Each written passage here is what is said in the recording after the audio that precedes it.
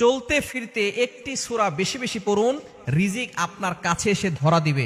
রিজিকের জন্য আপনাকে ছুটতে হবে না। অনেকেই আছেন অভাবের ভিতরে পড়ে গেছেন, অনেকে কষ্টের ভিতরে পড়ে গেছেন। অভাব এমন একটা জিনিস, এই দারিদ্রতা একজন মানুষকে কিন্তু শয়তানের ধোকায় ফেলে দিয়ে সে আস্তে আস্তে ঈমান থেকে দূরে সরে যায়। এজন্য সবসময় আল্লাহর কাছে দোয়া করবেন, আল্লাহ আমাকে এমন দারিদ্রতা দিও না যে দারিদ্রতার কারণে আমার ঈমানের উপরে আসর পরে, ঈমানের উপরে ঘাটতি চলে আসে। এজন্য সবসময় আল্লাহর কাছে দোয়া করবেন যাতে করে আপনি হালালভাবে সঠিকভাবে আপনি ইনকাম করতে পারেন। এজন্য আপনার রিজিকের পিছনে ছুটতে হবে না যদি আপনি একটি সূরা বেশি বেশি পড়েন।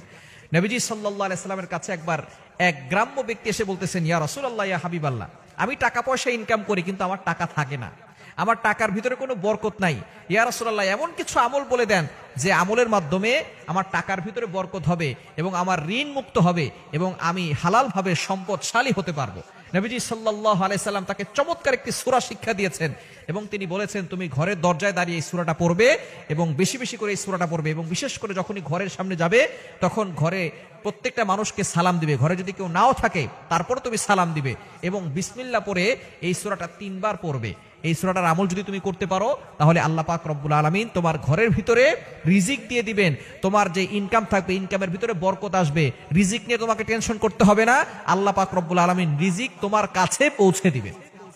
সূরাটা হচ্ছে সূরা ইখলাস। এই সূরা ইখলাস আমরা সকলে জানি না?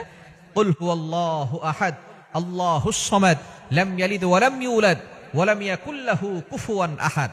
এই সাহাবী কিছুদিন আমল করলেন, তিনি যেখানে যান সেখানে সূরা ফাতিহা, সূরা ইখলাস পড়া শুরু করেছেন এবং ঘরের দরজায় দাঁড়িয়ে যখনই তিনি ঘরে যান বিসমিল্লাহ পড়ে সূরা ইখলাস 3 বার পড়েন।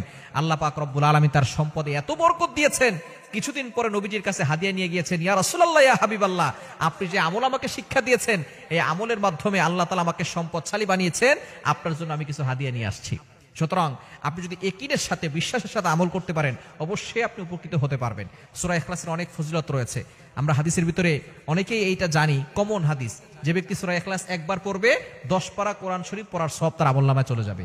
3 বার পড়লে এই কোরআন শরীফ এক খতম করলে যে সওয়াব হয় সেই সওয়াব তার আমলনামায় চলে যাবে। সুতরাং সূরা ইখলাসের অনেক ফজিলত রয়েছে এবং ওমর রাদিয়াল্লাহু আনহু জানিয়েছেন, নবী সাল্লাল্লাহু আলাইহি ওয়াসাল্লাম বলে দিয়েছেন, যে ব্যক্তি 10 বার সূরা ইখলাস পড়বে আল্লাহ তাআলা তার জন্য জান্নাতে একটা প্রাসাদ নির্মাণ করে দিবে। যদি কেউ 20 বার পড়ে 2টা প্রাসাদ, 30 বার পড়লে 3টা প্রাসাদ আল্লাহ তাআলা তার জন্য জান্নাতে রেডি করে রাখবেন। এজন্য সূরা ইখলাস যত বেশি পারবেন তত বেশি পড়বেন।